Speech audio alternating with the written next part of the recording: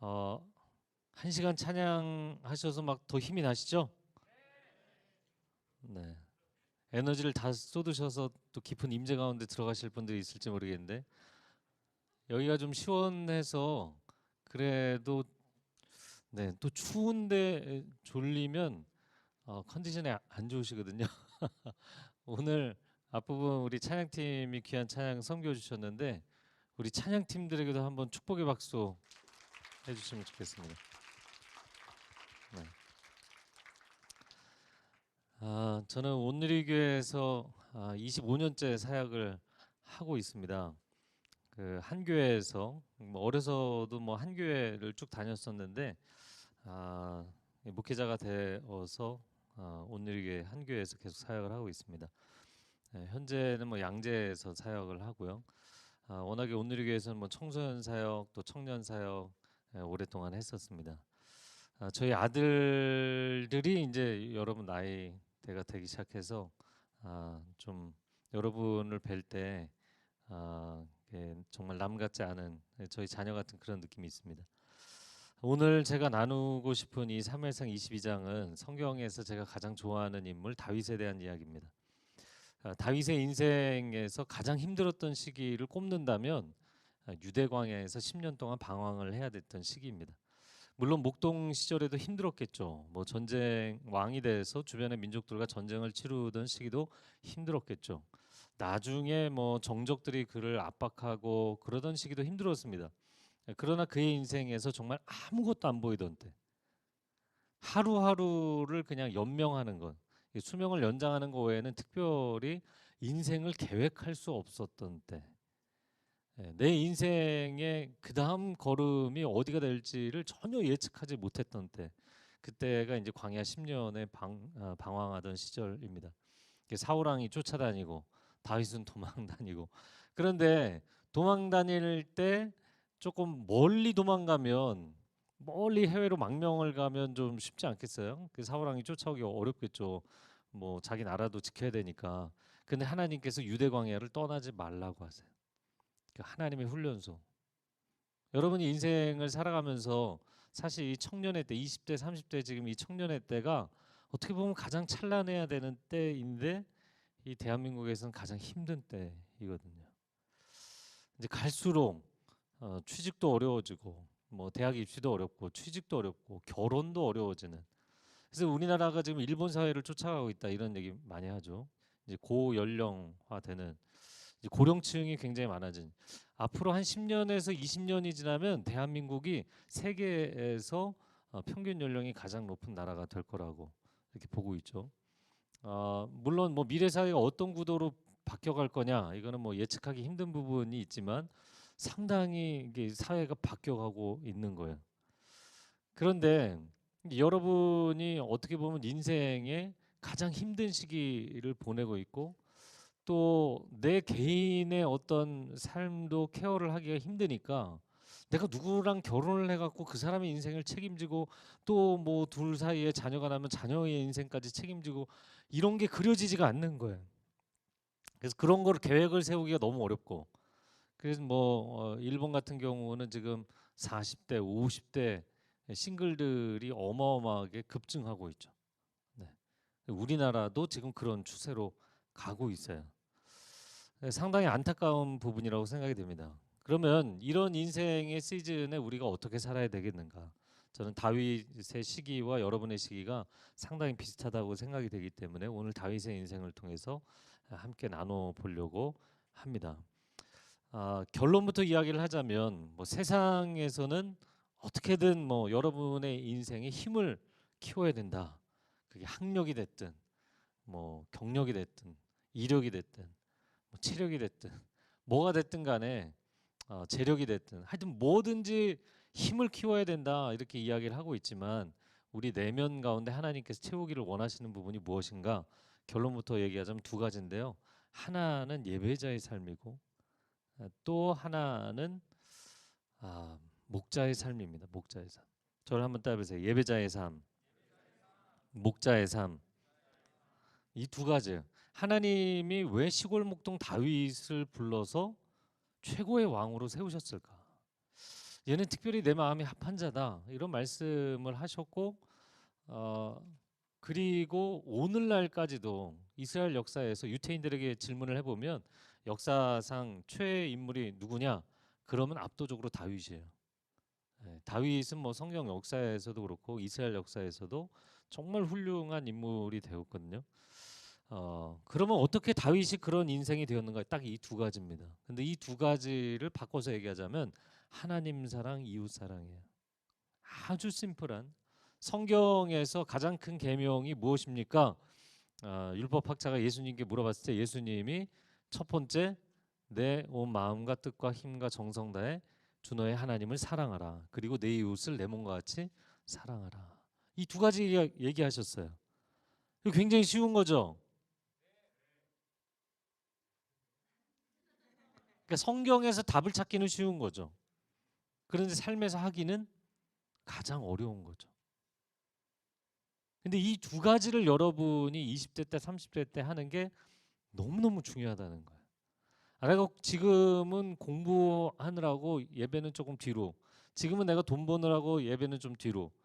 그러면 여러분이 40대, 50대, 60대가 되어서 돈은 좀 벌고 내 인생이 안정이 되면 그때 가서 예배를 열심히 드리겠느냐? 안 그런다는 거예요. 20대 때, 30대 때 그걸 안 한 사람은 40, 50대, 60대에 가서 그걸 안 하게 돼 있어요. 물론 나중에 전향적으로 바뀌는 케이스들도 가끔 있지만 거의 안 하게 돼 있어요. 뭐 간단하게 얘기하자면 이런 건데 쉽게 생각하자면 여러분이 어렸을 때 용돈 받아서 1,000원에 100원 11조, 10,000원에 1,000원 11조 하는 거 이거 너무 아까운데? 그래서 그때 그걸 안 했던 사람이 나중에 100만 원에 10만 원, 1,000만 원에 100만 원을 11조 하기 쉬우실 것 같아요? 안 하게 돼 있어요. 안 하는 정도가 아니라 못 하게 돼 있어요.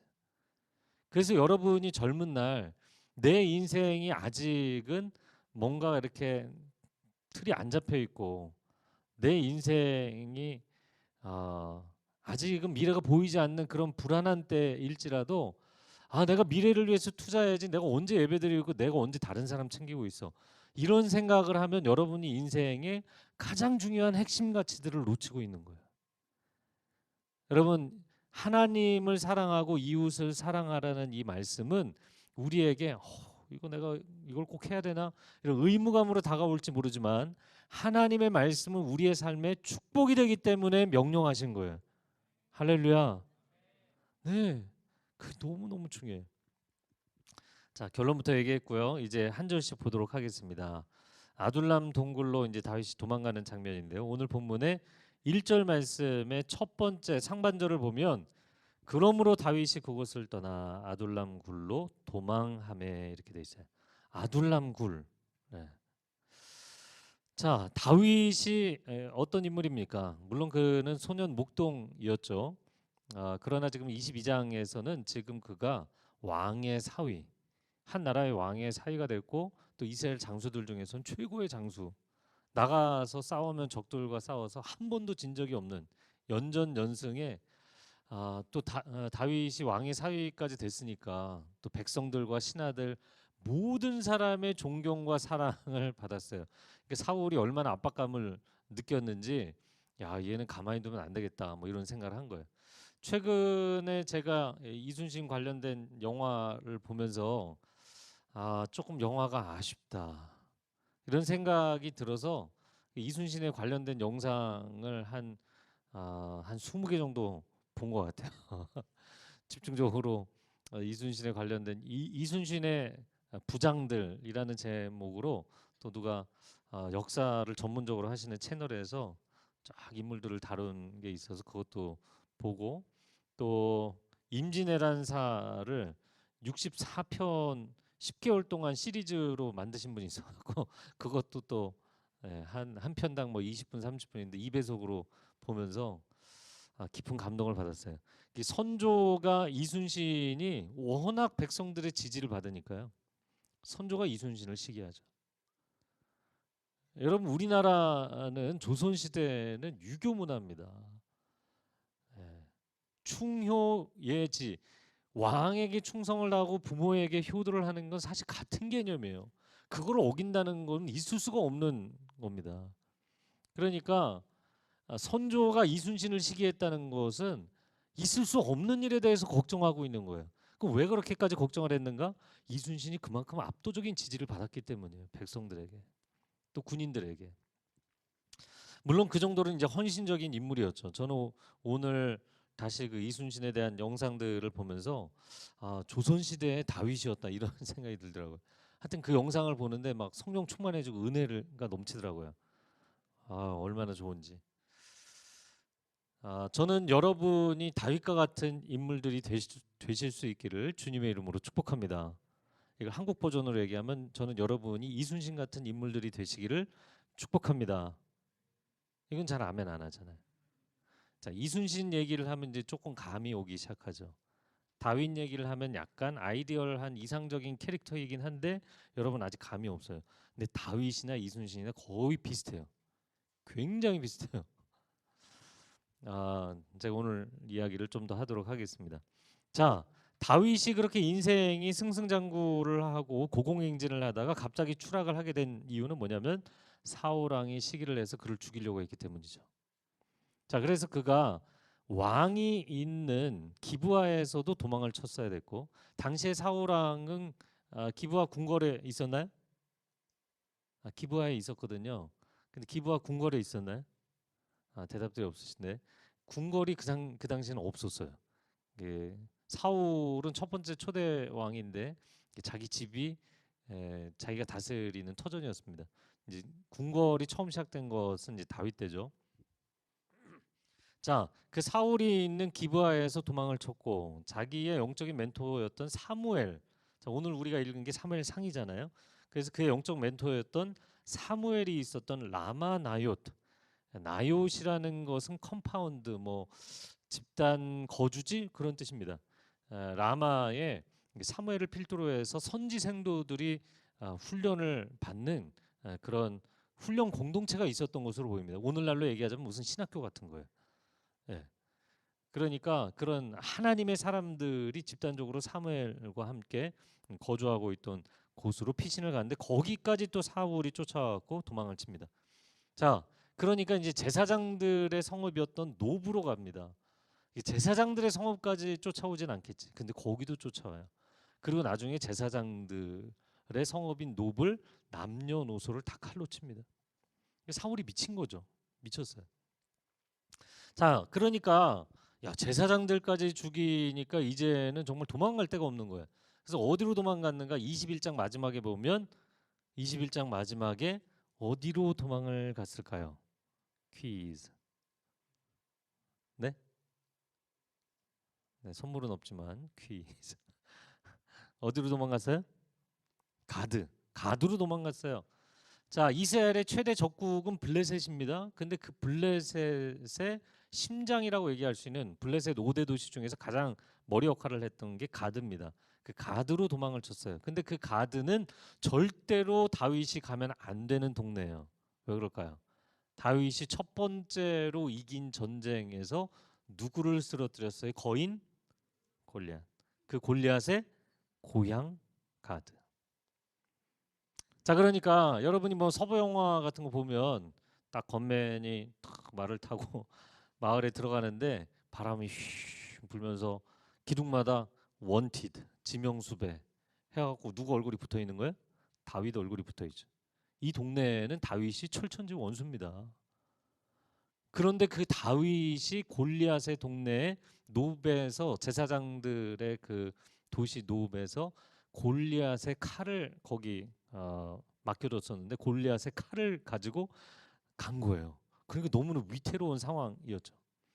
그러니까 다윗 입장에서는 여기 여기까지 도망쳐야 사울이 오지 않겠다 이렇게 생각을 했던 거예요. 정말 지구상에 갈 데가 없었던 겁니다. 그래서 뭐 위태로워서 이제 거기까지 갔는데 가두왕 아기스가 다윗인 것을 신하들을 통해서 정보를 듣고 이제 그를 죽일 수 있는 상황이 된 거죠. 다윗이 미친 척하고 다윗이 아니라 미친 놈인 척을 하고 도망을 쳐서 나오는 게 이제 21장 마지막 내용입니다. 자, 그래서 그러므로 다윗이 그곳을 떠나 어디로 갔다고요? 아둘람 굴로 갔다. 네, 여러분 저녁 드셨죠? 네, 어디로 갔다고요? 네, 아둘람 굴로 도망을 갔어요. 아둘람은 히브리어로는 피난처라는 뜻입니다. 근데 이 피난처, 왜 피난처라는 뜻을 가진 지명이냐면 블레셋과 이스라엘 사이에 사람들이 오가지 않는, 우리나라 뭐 이제 북한하고 남쪽하고 사이에 뭐가 있어요? 비무장지대 있잖아요. 그런 곳이에요. 버려진 땅, 인적이 드문 버려진 땅, 굉장히 척박한 땅. 여기 이제 동굴이 있었다는 것을 통해서도 알 수가 있죠. 자, 그가 동굴 속으로 숨어 들어갑니다. 사람들이 올만하지 않은 곳으로 도망을 간 것이기도 하고, 너무나 자기 인생이 정말 바닥에 떨어졌기 때문에 이제는 내가 어디로 가야 할까? 내가 어디를 가야 누가 나를 받아줄까? 인생의 방향 감각을 완전히 상실해 버린, 누구를 만날 수도 없고 어디를 갈 수도 없고 내 인생이 그냥 여기서 갑자기 스탑 정지해 버린 그런 상황이 돼 버린 거예요. 자, 그런 안타까운 상황에서 그가 광야 생활 이제 10년을 시작합니다. 근데 광야 생활이 이제 몇 년이 갈지를 모르는 상황이었던 거죠. 아, 제가 아까도 좀 서두에 여러분 이제 지금 이 대한민국에서 청년기를 보낸다는 게 참 어렵다 이런 얘기를 했는데, 이 엎친 데 덮친 격으로 팬데믹까지 왔잖아요. 이 팬데믹으로 인한 경제 위기. 근데 경제 위기도 벌써 한 번 파도가 어마어마하게 친 건데, 우크라이나 러시아 전쟁으로 인해서 전 세계가 또 다른 경제 위기. 아, 그러면서 이제 또 기후 변화로 인해서 곳곳에서 난리가 난 거잖아요. 우리나라도 서울에 지금 동작 지역의 폭우가 하루에 450mm가 내렸다는, 그게 115년 만에 레코드입니다. 그러니까 지금 전 지구가 난리예요. 제가 7월 초에 시드니 가서 집회를 했는데, 시드니도 겨울에 우기이기는 합니다. 지금은 남반구는 이제 겨울이니까. 그런데 시드니에서도 저지대가 좀 있어요. 이제 낮은 지역인데 거기에 이제 침수 피해가 난 거예요. 너무 폭우가 많이 내려서. 남반구의 라니냐 현상 때문에 기후 변화가 심각합니다. 근데 그 시드니 저지대에 침수 현상이 나타나고 뭐 물난리가 나서 말하자면 이제 수재민들이 발생을 한 거죠. 근데 그 시장, 그 시의 시장이 나와갖고 뉴스에서 인터뷰를 하는데 뭐라고 얘기하냐면, 여러분 이 도시를 떠나십시오. 그거 외에는 방법이 없습니다. 그럼 갑자기 시장이 뭐 침수 피해 한 번 났다고 그렇게 얘기를 했을까요? 올해에만 네 번째 침수인 거예요. 그런데 그 저지대 지역이 침수 현상이 나타나는 게 뭐 한 20년에 한 번 나타나는 현상이에요. 그게 한 해에 상반기에만 네 번이 나타나니까 그냥 이 도시를 버리고 떠나십시오. 그걸 시장이 그렇게 얘기를 하니까. 제가 파푸아뉴기니의 그 선교 사역으로 여러 차례 갔었는데요. 파푸아뉴기니를 20여 년 전에 갔을 땐 전혀 그렇지 않았는데 한 10년 전에 갔더니요, 거기도 난리가 났더라고요. 너무 추워하고 원주민들이 사실 옷도 제대로 안 입고 사는데, 원주민 마을 사람들이요, 밤에 갑자기 강추위가 몰아닥치니까 사람들이 어떻게 잠을 못 자고 다 나와서 그냥 발을 동동 구르고 있는 거예요. 아, 아시나요? 그 3.11 일본에서 이제 쓰나미가 나고, 그리고 뭐 대지진이 이쪽 동남아 쪽에 뭐 여러 차례 이제 오고 했는데, 리히터 규모 9.0 이상의 대지진과 쓰나미가 최근 100년 동안 일어난 쓰나미와 대지진이 그 전에 인류 역사에서 일어난 쓰나미 대지진보다 횟수가 더 많아요. 지구는 상당히 컨디션이 정상이 아니라는 거예요. 오래가지 못해요. 여러분이 이제 계시록에서 보는 대환란에 대한 메시지가 나오잖아요. 그럼 마지막 이 대환란이 진짜 일어나면 어떻게 사냐 이렇게 막 두려워하고, 계시록 읽으면 잠 안 온다 이렇게 생각하는 사람들이 있는데, 사실 우리가 지금 그 기간을 지나가고 있어요. 이미 3, 4년 전에 전 세계적으로 산불이 굉장히 많이 났습니다. 뭐 올해 여름에 유럽이 폭염으로 1,000명 이상이 죽었다 이렇게 이야기를 하잖아요. 그런데 이미 3, 4년 전에 이 지구의 평균 기온 상승으로 인해서 캘리포니아 지역에 산불 나고, 또 인도네시아 밀림에서 산불이 나고, 아마존 밀림에서 산불 나고, 그 시드니, 호주 지역에 산불나고 전 세계에 그 당시에 3, 4년 전에 일어난 그 연속적인 시리얼 산불이 전 세계 산림의 4분의 1이 불탄 거였어요. 이런 내용들은 다 계시록에 나와 있는 마지막 대환란에 대한 메시지입니다.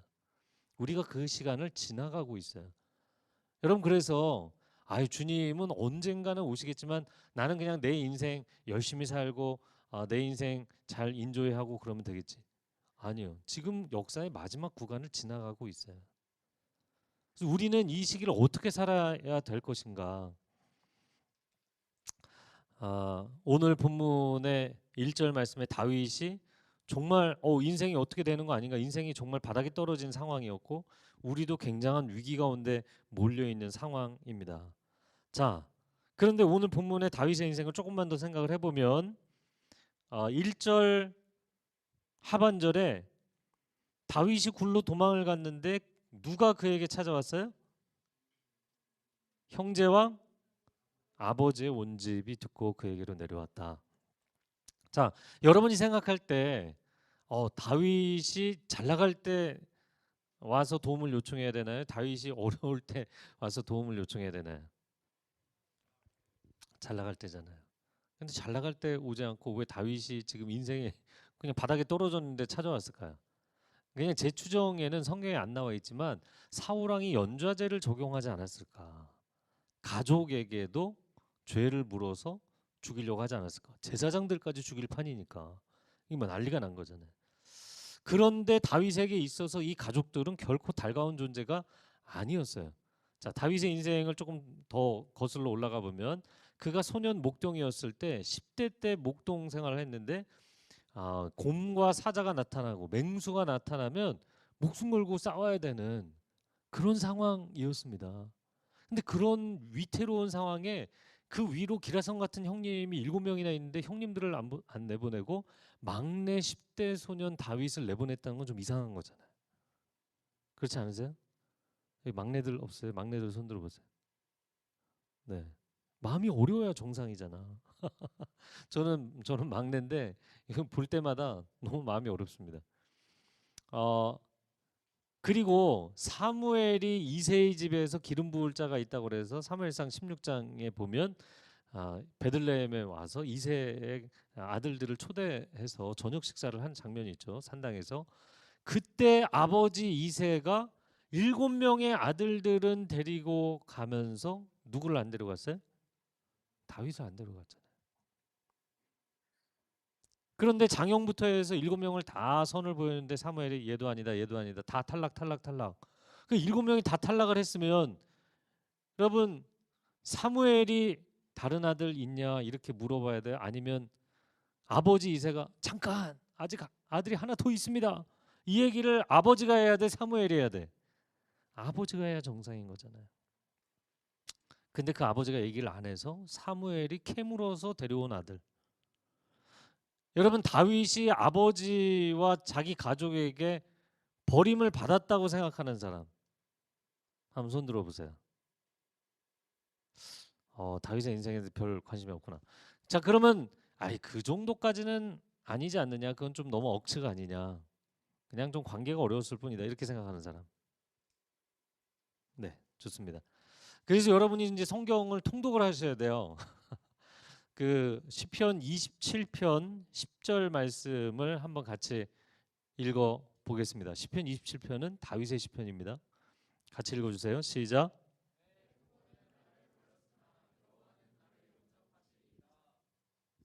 내 부모는 나를 이미 버렸다. 이게 다윗의 고백이에요. 부모에게 버림받은 아이. 도대체 다윗과 같은 아이를 왜 버렸을까 이해가 안 되지만 부모에게 버림받은 아이였어요. 부모가 전혀 기대하지 않고 사랑하지 않고 외면한 아들이었어요. 그런데 그 아들이 나라에서 뭐 중용이 되고 장수가 되고 왕의 사이가 되니까 그 아들이 잘 나갈 때는 미안해서 못 갔던 것 같아요. 그런데 그 아들이 오히려 추락을 하고 나니까 연좌제를 묻고 압박해 들어오는 사울왕 세력 때문에 결국에는 그 아들에게 피신을 내서 의지할 수밖에 없었다고요. 자, 여러분 이런 관계라면 여러분이 10대 중고등학교 시절에 학교 다니는데 학비도 안 대주고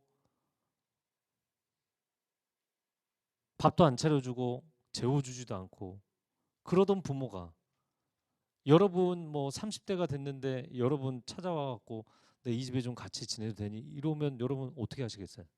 받아주시겠어요? 이거 굉장히 어려운 문제죠. 그런데 다윗이 오늘 본문의 1절에 보면 아무런 대사가 없어요. 받아줬다는 건가요? 안 받아줬다는 건가요? 받아준 거예요. 아무런 말이 없이 받아준 거예요. 근데 다윗이 그런 가족을 받아주니까 사람들에게 입소문이 났던 것 같아요. 2절 말씀해 보니까 굉장히 다양한 케이스에 인생이 어려워진 사람들이 다윗을 찾아왔어요. 다윗이 받아줬나요? 안 받아줬나요? 아무 말이 없지만 받아줬다는 소리예요. 그 사람들의 숫자가 몇 명이 됐어요? 400명이 됐어요. 네, 그리고 다윗은 그들의 뭐가 됐다고요? 우두머리가 됐다.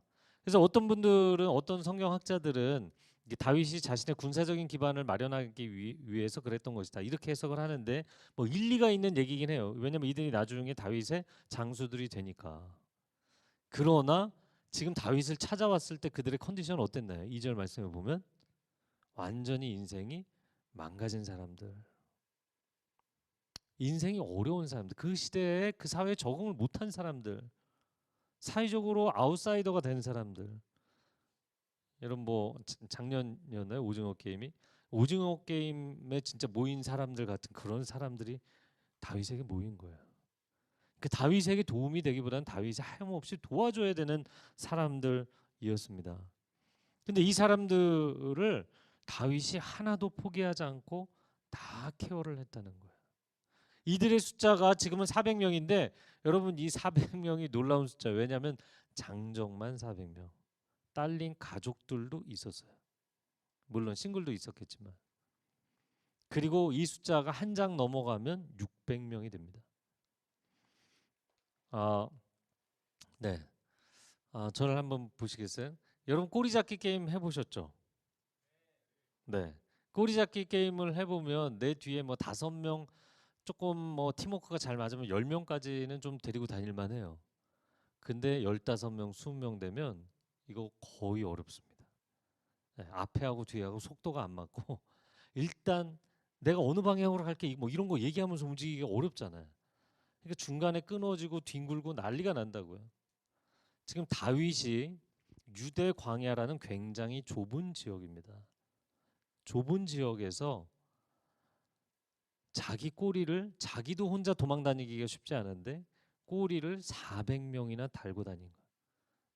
한 장 넘어가면 600명을 달고 다니는 거예요. 게다가 그 딸린 식구들까지 하면 한 2,000명 달고 다닌 거예요. 이게 가능한 얘기냐는 거죠. 가능한 얘기인가? 이거 말도 안 되는 얘기잖아요. 그런데 그 광야에서 사울 왕이 정예부대 3,000명을 데리고 다윗 사냥을 하고 다녔어요. 정예부대 3,000명이라는 건 특수부대를 얘기하는 겁니다. 뭐 강철부대 이런 프로그램 보면 나오는 그런 특수부대원들 있잖아요. 그런 특수부대를 데리고 쫓아다녔는데 10년 동안을 쫓아다녔는데 여러분 놀라지 마세요. 다윗이 부하를 하나도 잃어버렸다는 기록이 없어요. 저는 그러니까 10년의 그 다윗의 세월을 생각해 보면 상상해 보면 아마 다윗은 거의 10년 동안 잠을 안 잤을 것 같아.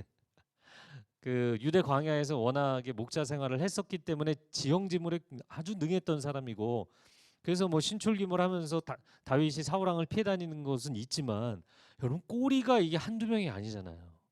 이 사람들이 안 잡히도록 만들면서 어떻게 도망 다녔냐는 거지.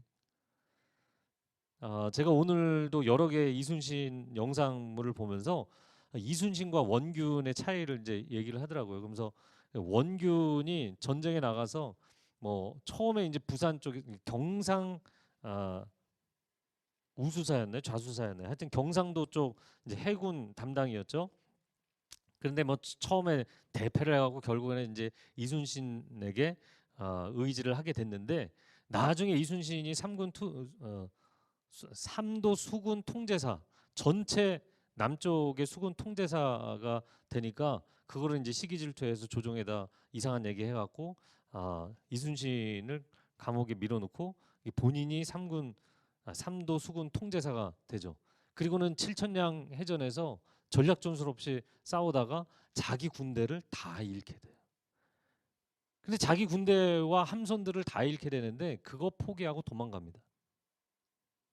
그러면서 그 정확하게 대비가 되는 건 뭐냐면 이순신은 공식 해전 23번, 뭐 비공식까지 하면은 뭐 거의 한 40번에 달하는데 그 해전에서 단 한 번도 진 적이 없고 그 전쟁 수많은 전쟁을 치르면서 함선을 단 한 척도 잃은 적이 없고 놀라셔야 돼요. 우리 다 알고 있지만. 그리고는 전쟁을 하다가 아군이 4명이 포로로 잡혀갖고 이제 뭐 이 남해에는 그 섬들이 많잖아요. 그래갖고 외국인한테 잡혀갖고 4명이 끌려서 올라가니까요. 그 주변을 계속 맴돌면서 화포를 쏘아대면서 결국에는 그 4명의 포로로 잡혀갔던 조선 수군을 돌려받을 때까지 단 한 명의 부하도 포기하지 않는. 그래서 그 4명을 다시 데리고 돌아가는. 그 처음에 그 이순신이 전라 좌수사로 출정을 할 때 전라도 사람들이잖아요, 이 수군이. 근데 경상도까지 가서 경상도에서 아주 대패를 했기 때문에 왜군이 이제 밀고 들어온 쪽은 이제 부산 쪽이었으니까 이 경상도 쪽 바다를 나가서 출정을 가니까 전라도에 그 자기 말하자면 수군으로 나가는 자기 남편, 자기 아버지, 자기 아들 뭐 그냥 뭐 동네 사람들, 마을 사람들이 다 통곡을 하는 거죠. 왜냐면 이제 가면 죽어서 언제 돌아올지 모르니까. 그런데 이순신이 나가서 한 번 승리하고 2번 승리하고 3번 승리하고 지지를 않으니까. 그리고 함선이 단 한 척도 가라앉지를 않고 정말 전략 전술도 탁월했지만 이런 헌신도와 충성도와 리더십을 갖고 있는 리더를 만나면 사람들이 사기가 충천하겠어요, 안 하겠어요? 엄청난 신뢰를 보내겠죠. 그리고 정말 세계 해군 전쟁사에서 최고의 장수입니다. 일본 사람들이 얼마나 두려웠으면 한쪽에는 사당 세우고 신으로 섬기잖아요. 그 한쪽에서는 괴물로 그려놓고. 이게 이순신이라는 이름 자체를 듣는 거에 대해서 두려워 떨었죠. 그래서 2번의 큰 대첩이 지나고 나서는 도요토미 히데요시가 아예 명을 내립니다. 조선 수군과는 만나면 일단 도망쳐라. 싸우지 마라. 그게 그냥 작전 교시예요. 그러니까 다윗을 만나면 여러분 다윗의 사람들이 왜 그렇게 다윗에게 헌신하고 이 말도 안 되는 오합지졸들이 어떻게 인생이 변해갖고 최고의 장수들이 됐는가? 그 다윗을 보면서 어마어마한 감동을 받는 거예요. 엄청난 감동을 받는 거예요. 이순신을 만난 사람들이 뭐 오합지졸들에서 최고의 수군으로 거듭나고 세계 그 해군 전쟁사를 바꿔놓은 것과 마찬가지입니다. 이 한 사람이 얼마나 중요한지. 자, 인생의 빈들에서 어떻게 살 것인가? 나도 힘든데 내가 누구를 돕겠어? 나 지금 굉장히 힘들어서 아둘람 동굴에 숨어 있는데 사람들이 나한테 도와서 나한테 와서 나한테 도와달래. 그럼 여러분 같으면 어떻게 하겠냐는 거죠. 나도 지금 돈이 없는데 야 배고픈데 뭐 좀 사줘. 내 주머니에 1,000원밖에 없는데 나도 지금 남은 게 1,000원인데 그럼 여러분 어떻게 하겠어요? 그 1,000원으로 걔한테 먹을 걸 사주겠냐고. 아니 적어도 500원 야 나 500원 너 500원 반반 뭐 콩 한 쪽이라도 나눠 먹자 이렇게 하겠냐고. 그런데 다윗은 그렇게 했다는 거죠. 여러분 팬데믹에 다들 내 인생이 어떻게 될까 굉장히 걱정합니다. 뭐 지금은 제재가 많이 풀렸지만 직접 대면 수업도 하지 못해서 대학생들 뭐 굉장히 집중력이 떨어진다. 어떻게 해야 될지 모르겠다. 또 직장 생활을 하면서도 직장에서도 여러 가지 문제가 생기고 있잖아요. 우리가 이제 앞으로 AI 시대가 본격화되면 사람들이 갖고 있던 직종들 굉장히 많이 로봇들에게 뺏길 것이다. 이렇게 추측을 하고 있는 예상을 하고 있는데 지금 그런 일들이 이미 일어나고 있죠. 왜냐면 사람들이 직접 나와서 뭐를 못 하니까 이거를 다 자동화 시스템으로 바꿔가고 있는 거거든요. 미래 사회가 어떻게 될 것인가? 내 인생은 어떻게 될 것인가? 걱정되잖아요. 이런 때 우리가 어떻게 살 것인가? 자, 여기 직장을 다니거나 아니면 취업을 준비하고 있거나 사회생활을 하고 있는 친구들 한번 손 들어 보세요. 네.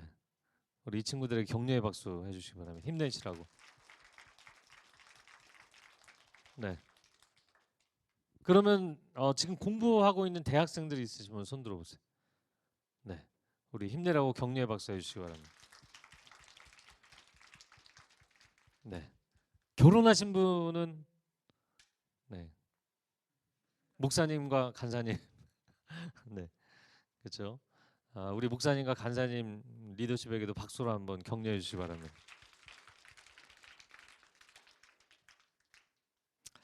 아, 고등학교 3학년 때 제 개인 얘기 해드리면 고등학교 3학년 때 저희 반에 전교 1등하는 친구가 있었어요. 근데 그 친구도 이제 사실 크리스찬이었고 다른 동네 이제 다른 교회 다니는 친구긴 했지만 근데 저는 잊혀지지 않는 장면이요. 기말고사 바로 직전이었는데 아, 자습 시간이었어요. 그 바로 다음 날 첫날 시험이고 그리고 수학 시험을 보는 날이었어요. 근데 다들 조용히 면학 분위기로 공부를 하고 있는데 옆에 있는 친구가 아, 전교 1등하는 친구를 이렇게 톡톡 치면서 나 이 수학 문제 너무 어려운데 이거 좀 가르쳐 줘 이렇게. 제가 그 뒤에 앉아 있었기 때문에 이렇게 봤거든요. 그런데 그 문제지를 이렇게 힐끗 보더니 그 전교 1등하는 친구가 이렇게 얘기를 하더라고요. 내가 지금 너 이거 가르쳐 주면 너 이해하기는 하겠어? 근데 그 얘기가요. 딱 그 얘기를 하고 이렇게 쳐다보니까 얘가 움찔하면서 아니야 괜찮아. 그리고 다시 책을 가져가더라고요. 사실 뭐 시험 하루 전날 그 수학이 뭐 한두 문제가 아니잖아요. 다 연결된 거고 굉장히 복잡한 거니까 그거 하나 어려운 문제를 설명한다고 해서 그 영역이 다 이해가 되는 건 아닌 게 맞는 얘기긴 하지만 도와줄 마음이 없는 거잖아요. 우리가 인생을 살아가면서 누군가를 도와준다 그럴 때 사실 밑도 끝도 없는 경우가 많습니다. 여러분 여기는 소그룹을 순모임이라고 하나요? 뭐라고 부르나요? 셀이라고 하나요? 뭐 목장. 네, 목장의 리더를 뭐라 그러나요? 목자. 목자님이시네. 여기 목자님들 한번 손 들어보세요. 할렐루야. 네, 아유 너무 귀한 분들이에요. 이분들에게도 박수로 격려해 주시기 바랍니다.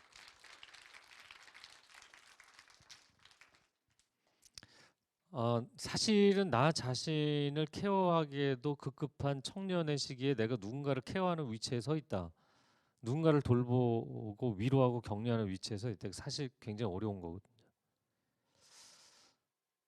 우리가 공부할 때, 우리가 직장 생활할 때, 여러분 동료 뭐 힘들어하는 동료가 있어도 과연 여러분이 도우면서 일을 하고 있는지, 왜 저런 애가 저렇게 열심히 안 하는 애가 저렇게 기획 능력이 빨리 이렇게 머리가 돌아가지 않는 친구가 우리 팀에 들어와서 우리를 힘들게 하지, 날 힘들게 하지, 이런 생각을 하고 있는가?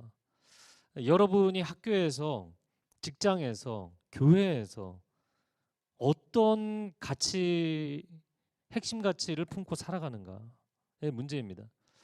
전 중학교 3학년 때 사실은 뭐 어렸을 때까지 얘기하면 이제 너무 긴 얘기인데 하여튼 어렸을 때 아, 지혜가 상당히 부족했는데 하나님께서 저에게 성경을 이해시켜 주시면서 지혜의 문을 열어주셔서 저는 공부하기 시작했어요. 그리고 중3 때부터 공부를 열심히, 중3 올라가면서부터 공부를 굉장히 열심히 해서 그 이후로 정말 하나님 은혜로 대학도 가고 책도 번역을 하고 책도 쓸 수 있는 사람이 되었어요. 이 모든 게 하나님 반전의 은혜였는데 제가 중3이 이제 끝나고 고등학교 올라갈 때 그 당시에 이제 서울에서 연합고사를 봤는데 요즘은 어떻게 하는지 모르겠네요. 요즘은 안 보나요? 요즘도 보나요? 안 보나요? 네, 감사합니다. 그런데 그 당시에 이제 연합고사를 봐서 200점 만점에 한 145점 정도 받으면 이제 인문계를 가는 거였어요. 그런데 이제 시험이 한 달 남겨두고 제 자리에서 공부를 하고 있는데 자습 시간이었습니다. 공부를 하고 있는데 제 옆에 짝꿍이 자고 있는 거예요. 엎드려서. 근데 뭐 제 짝꿍은 사실 시험을 포기한 상태였거든요. 근데 그 친구는 그 당시에 조금 드물게 아빠도 엄마도 집을 떠나고 할머니가 혼자 키우는 친구였어요. 요즘은 뭐 그런 경우들이 꽤 많지만 이제 예전에 그런 경우가 많지는 않았거든요. 근데 이 친구가 같은 교회 다니는 친구였는데 시험 점수가 뭐 110점에서 한 120점 사이니까 한 달 공부한들 이제 포기를 한 거예요. 저는 공부를 하고 있고. 근데 제가 공부를 하고 있는데 성령님이 제 안에 이렇게 말씀하시더라고요. 너 그 한 달 공부를 해서 그게 얼마나 가치가 있냐. 그 한 달 공부해서 결국에는 1점, 2점 올리려고 그 공부를 하고 있는 거 아니냐. 너 친구를 건져야 되지 않겠니? 근데 그 친구를 건진다는 게 밑도 끝도 없는 얘기잖아요. 물론 제 성적은 뭐 한 190 왔다 갔다였으니까 그 성적에서 정말 한두 점을 위해서 한 달을 공부하고 몇백 시간 공부해서 한두 점 더 얻는 거잖아요. 뭐 그러다가 시험 당일날 컨디션 안 좋으면은 뭐 그거 못 받을 수도 있는 거고. 그래서 제가 용례를 깨웠어요. 용례야. 왜? 왜? 너 나랑 공부할래? 어? 너 나랑 공부할래? 한 달 동안? 그래. 그리고서는 그날로부터 어떻게 해야 되지? 그래서 같이 독서실을 다니기로 했습니다. 저도 처음으로 난생 처음 독서실을 이제 용례랑 다니게 됐는데 학교 끝나고 나서 이제 둘이 같이 독서실을 가서 한 3시간씩 이렇게 같이 공부했어요. 근데 뭐 같이 공부하면서 내가 뭘 어떻게 그 전과목을 가르쳐 주겠어요. 그 당시에 저희 큰형이 이제 그런 공부 뭐 미리 공부한 경험이 있으니까 물어봤더니 기출 문제집이 이렇게 두꺼운 게 있는데 기출 문제집을 다 풀고 시간이 없으니까 틀린 문제만 외우게 해라. 정답을. 그래서 용례에게 문제를 풀게 하고 틀린 문제 조금 설명해주고 외우게 하고 뭐 옆에서 그 정도 도와준 거였어요. 근데 저희 교회에서 기도하시는 두 분의 권사님이 너희 둘 다 합격할 것이다. 물론 저는 합격할 성적이었어요. 너희 둘 다 합격할 것이다. 그리고 하나님이 너희 둘 다 그 가는 길을 너무나 기뻐하신다. 할렐루야. 용례가 시험을 봤습니다. 제 성적은 기억이 안 나는데 용례 성적은 기억이 나. 용례 시험을 봤어요. 몇 점을 받았을까요? 합격을 했을까요? 못했을까요? 했어요. 네. 몇 점을 받았을 것 같아요? 예상 점수. 147? 너무 짜다. 업. 너무 믿음이 크신데. 어, 다운. 150? 또 너무 낮추시는데. 업. 160? 업. 업. 네. 176점을 받았어요. 굉장히 잘 본 거죠. 그래서 176점을 받아갖고 넉넉하게 합격을 하고 좋은 성적을 받아서 휘문고등학교를 가게 됐어요. 명문이죠. 근데 둘이 이제 고등학교 저는 잠실고를 가고 그 친구는 휘문고를 가게 돼서 고등학교 때 이후로 서로 갈라져서 그 이후로는 못 봤어요. 대학 시절을 어떻게 지냈는지 뭐 그 이후로 이제 사회에 나가서 어떻게 됐는지 이제 모르게 됐는데 하여튼 고등학교를 휘문고 가서 친구들 통해 들은 얘기는 너무 좋은 고등학교를 가서 이후로 힘들어졌다. 뭐 그런 얘기를 듣긴 했지만 하여튼간에 10여 년을 모르고 지냈습니다. 근데 제가 온누리교회 전도사가 돼서 중고등부 전도사가 돼서 하루는 집회를 준비하고 있는데 전화가 왔어요. 모르는 전화번호. 그 전화를 받았더니 용낸 거예요. 10여 년 만에 어떻게 제 전화번호를 알고 전화를 했어요. 상준아, 나 용래야. 야, 너 어떻게 지내? 너 어디서 뭘 해? 그랬더니 용래가요. 나 분당에 있는 은혜와 진리교회 전도사야. 그러더라고요. 할렐루야. 여러분 인생을 살아가면서 지금은 나를 위해 투자해야 될 때지.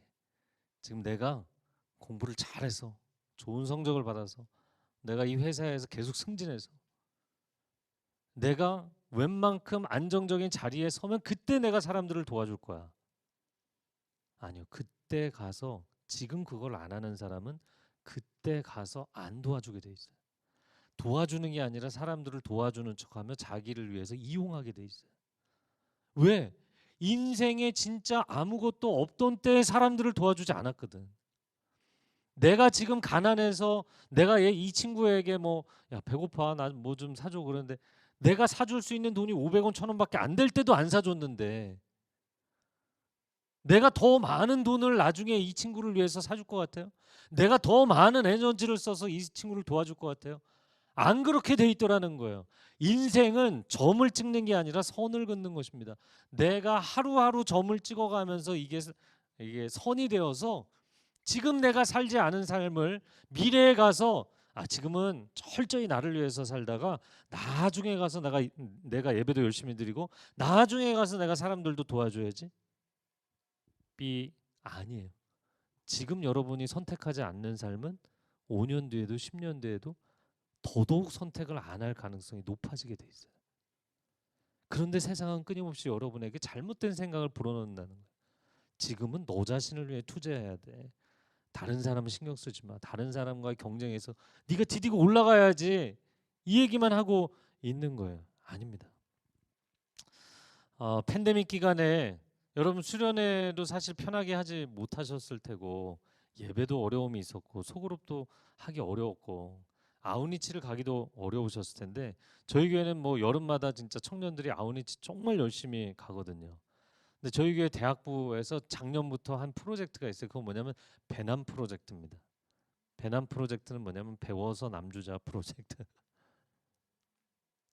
선교사님들 선교지에 가지를 못하는 대신 선교사님들은 선교지에 묶여 있고 우리는 국내에 묶여 있으니까 선교사님의 자녀들이 나중에 그 현재 학교 뭐 몽골이면 몽골 사람들 학교 뭐 이런 데 다니잖아요. 뭐 중국에서는 중국 사람들 학교 뭐 이렇게 다니는데 나중에 한국으로 들어오는 경우들이 많으니까 그 친구들 위해서 선교사님 자녀들을 온라인으로 과외를 시켜주는 대학생 친구들이 대학부에서 국어도 가르쳐주고 영어도 가르쳐주고 수학도 가르쳐주고 지금은 그게 굉장히 영역이 확장돼서 발레도 가르쳐주고 할렐루야.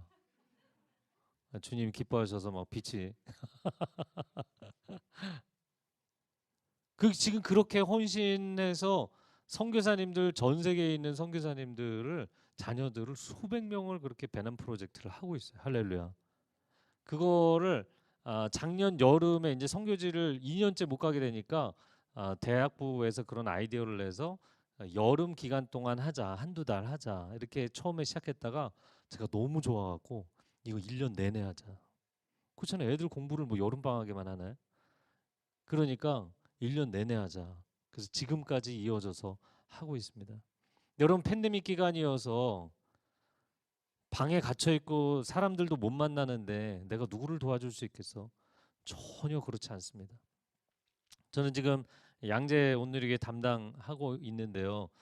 사실 굉장히 많은 성도님들 함께 말하자면 큰 회중과 함께 뭐 성경 공부도 하고 주일 설교도 하고 그런 사역하지만 팬데믹 기간에는 아무것도 할 수가 없었잖아요.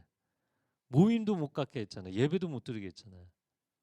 심지어는 저희 부목사님들 가운데 양재에 계신 목사님 전임 목사님들만 한 40명 되는데 이 목사님들 중에 우울증을 호소하는 분들도 있더라고요. 근데 여러분 팬데믹이라고 우울해질 필요가 있나요?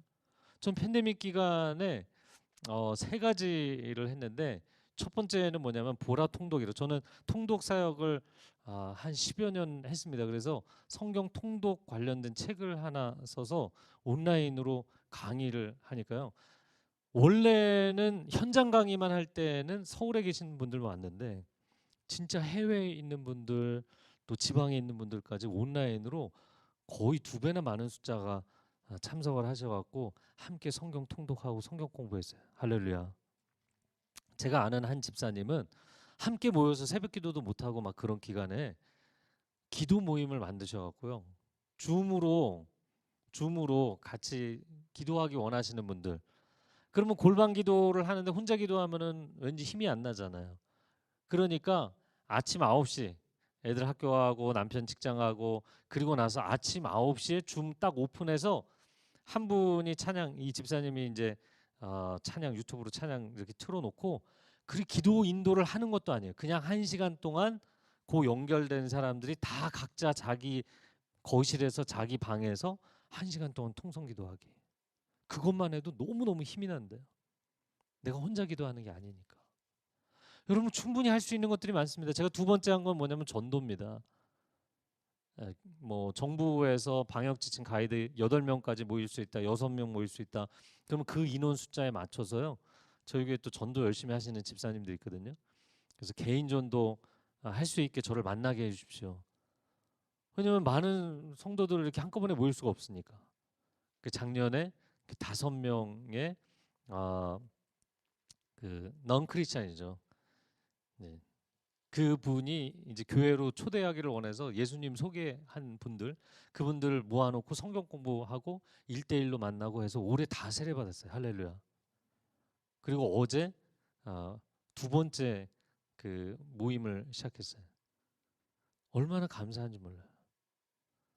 여러분 팬데믹 기간이라고 해서 왜 낙심하십니까? 내가 아무것도 할 수 없다고 생각하십니까? 할 수 있는 게 있어요. 그래서 전도를 열심히 하시는 그 집사님은 뭐라고 얘기를 하는 줄 아세요? 그 집사님이 이렇게 얘기하시더라고요. 팬데믹이 되니까 사람들 못 만나서 전도를 못 한다는데 아니에요, 목사님. 더 전도가 잘 됩니다. 왜냐면 평상시에 내가 만나자고 하면 바쁘다고 하던 사람들이 아무 스케줄이 없이 집에만 가만히 있기 때문에 전화를 잘 받는데.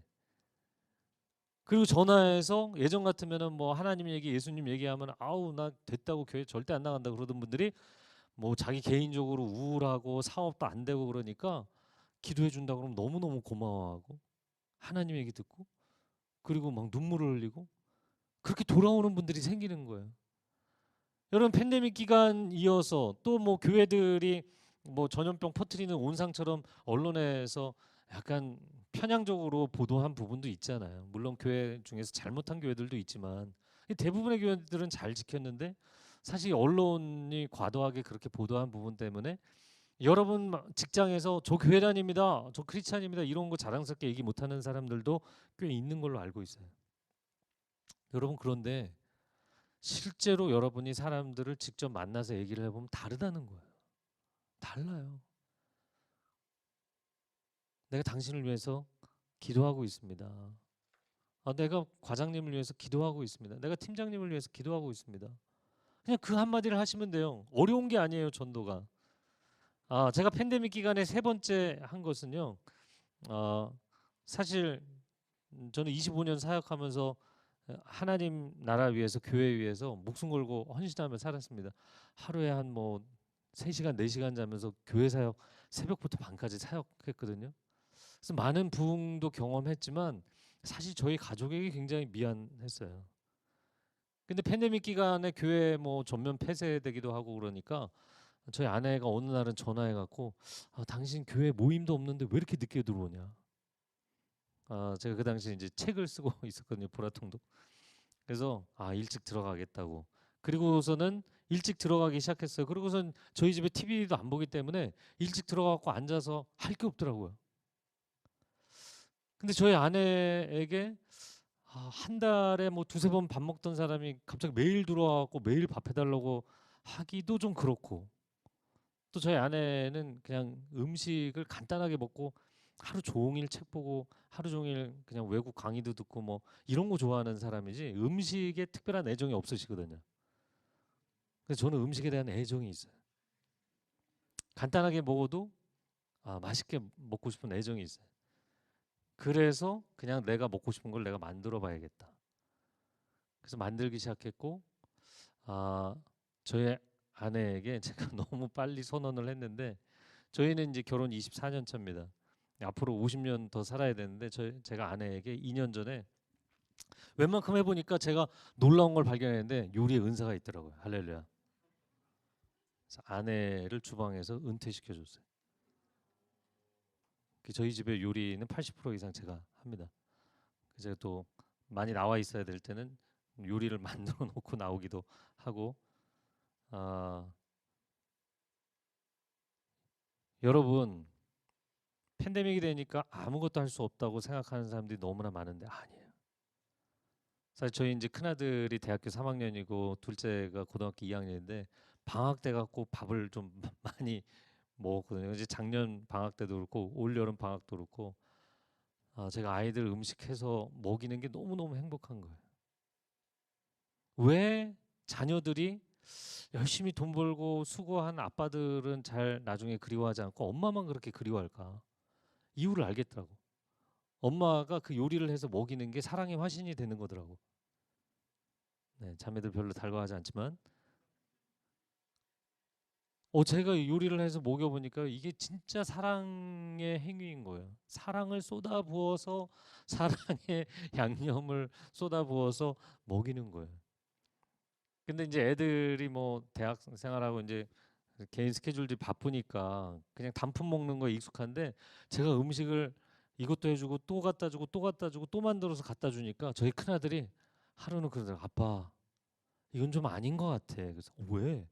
뭐 음식이 맛이 없어? 아니 음식은 맛있는데 아빠 이건 아닌 것 같아. 왜? 그랬대. 아빠가 할머니처럼 돼가고 있어. 아, 할머님 댁에 가면은 음식을 막 계속 주거든요. 계속. 야 방학 때라도 좀 잘 먹고 좀 살 좀 쪄야 되지 않겠냐.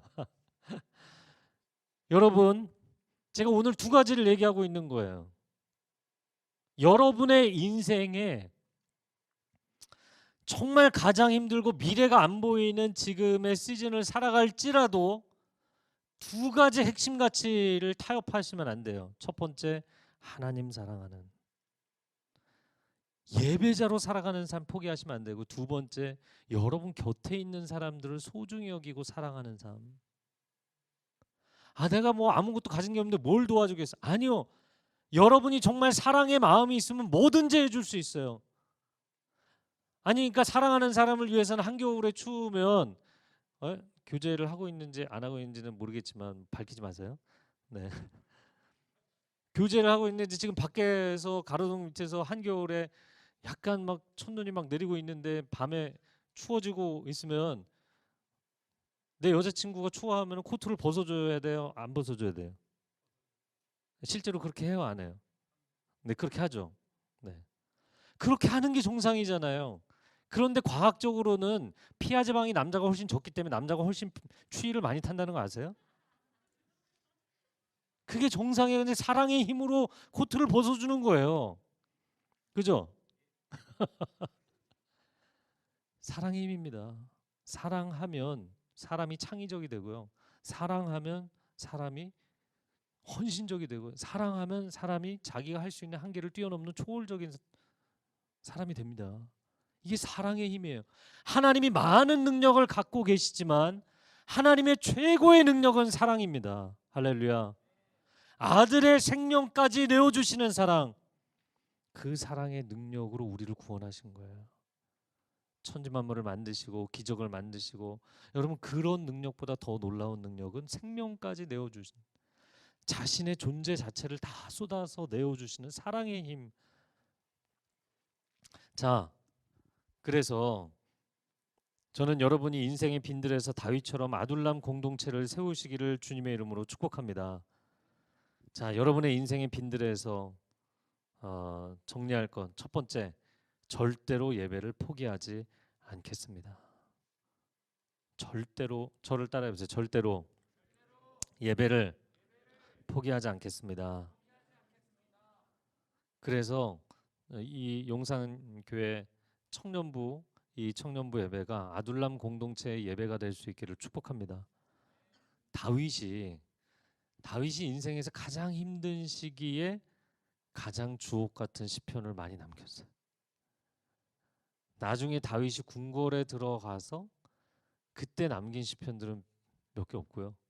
여러분이 시편을 스터디를 쫙 150편을 다 해보면 동굴에서 광야에서 숨어 지내고 도망 다닐 때, 자기 인생이 가장 피폐하고 힘들 때, 그때가 가장 영적으로 목마르게 돼 있잖아요. 그때가 하나님의 은혜가 가장 필요하잖아요. 그러니까 얼마나 하나님 앞에 절절한 고백을 많이 했는지 몰라요. 여러분 지금이 여러분의 최고의 예배를 드릴 때인 줄로 믿습니다. 그래서 지금 예배하셔야 돼요. 지금 예배하셔야 돼요. 저는 여러분에게 성경도 열심히 읽으시라고 말씀드리고 싶었고요. 저는 중3 때 하나님 인격적으로 만나고 성경을 그때부터 열심히 읽기 시작했는데, 그 말씀을 읽은 게 저의 인생에 어마어마한 영적인 파워가 됐어요. 어렸을 때 머리도 안 좋고 건강도 안 좋고 성질도 안 좋아갖고 완전히 인생을 내가로두고 살던 아이였거든요. 근데 하나님 말씀을 읽으면서 말씀이 엄청난 약속들로 가득하잖아요. 할렐루야. 그 말씀 가운데 야고보서 1장 5절 말씀에 너희 중에 누구든지 지혜가 부족하거든 모든 사람에게 후히 주시고 꾸짖지 아니하시는 하나님께 구하라 그리하면 주시리라. 아멘. 제가 제일 못하던 게 수학이었거든요. 그래서 수학 정석 커버 페이지 열고 야고보서 1장 5절에서 8절을 써놨어요. 그리고서는 수학 문제를 풀다가 수학 문제가 안 풀리면 뭘 봐요? 뭘 봐요? 일단 해답을 봐야지. 해답을. 일단 해답을 봐야 되는데 이 위에 문제가 있고 밑에 해답이 나오잖아요. 그래서 처음에 이제 해답을 가려놓고 문제만 보고 이제 공식을 어떻게 적용해. 그래도 아무리 생각을 해도 3분, 4분 뭐 지나도 이게 모르겠다. 그럼 해답을 읽는 거죠. 그런데 해답을 읽는데 그 친절한 15줄 막 20줄 되는 해답이 이해가 안 될 때. 그때 책을 덮고 포기하는 거잖아요. 그러니까 부모님들이 쟤는 왜 공부할 생각이 없어 방에 들어가서 딴짓만 하고 있어.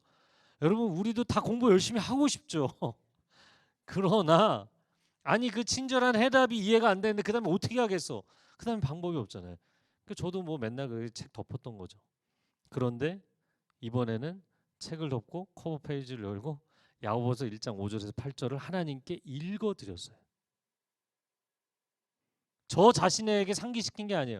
하나님 지혜를 주신다고 했으니까 나에게 지혜를 하나님 지혜를 막 이렇게 매달리는 게 아니고요. 그냥 성경을 어느 날 처음으로 읽었는데 중3 때 제대로 읽어봤는데 보니까 하나님이 약속을 남발하셨더라고. 창세기부터 계시록까지 약속을 너무 많이 한 거야. 제가 진짜 누군가를 사랑해 보니까 알게 됐는데 사랑하면 약속을 남발하게 돼 있더라고. 내가 뭐 맛있는 거 사줄게, 영화 보여줄게, 내가 어디 여행 데려가줄게, 내가 너를 평생 행복하게 해줄게 이런 시키지도 않은 약속을 계속하게 돼 있더라고. 하나님 우리를 너무나 사랑하셔서 약속의 책, 신약 구약이 구약 신약이 약속의 책이잖아요. 언약 약자잖아요. 하나님이 약속을 하셨는데 성경을 보니까 또 감사한 거는 하나님은 거짓말을 안 하신대. 할렐루야. 약속은 이미 해놓으셨지 거짓말은 못 하시지. 그럼 뭐 하나님 할 수 있는 게 뭐예요? 약속을 지키는 것밖에 없잖아요. 그래서 제가 난 너무 잘 됐다. 난 진짜 공부를 못 해갖고 힘들었는데 수학 문제 해설도 이해가 안 될 때 그 구절을 하나님께 읽어드렸어요. 하나님 제가 먼저 요구한 거 아닙니다.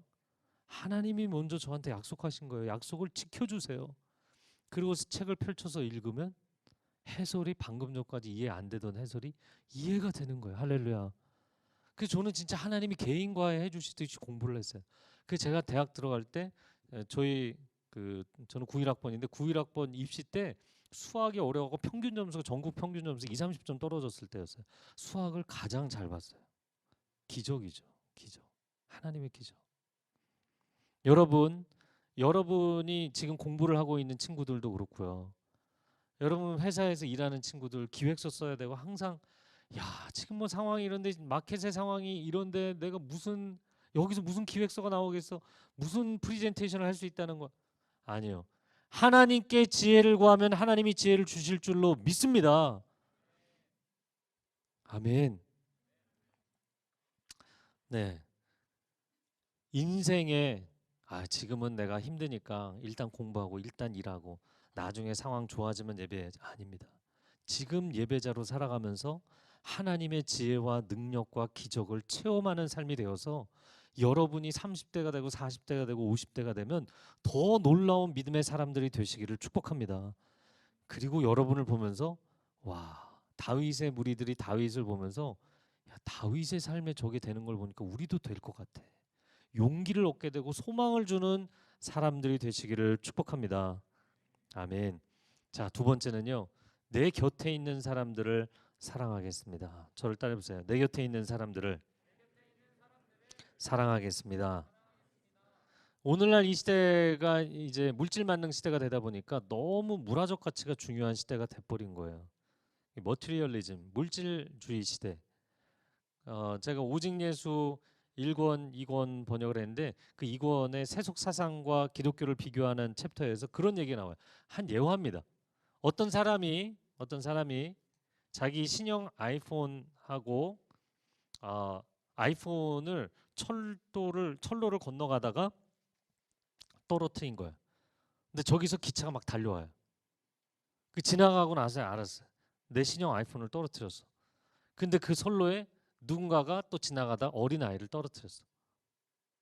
아이를 건질 것이냐 아이폰을 건질 것이냐.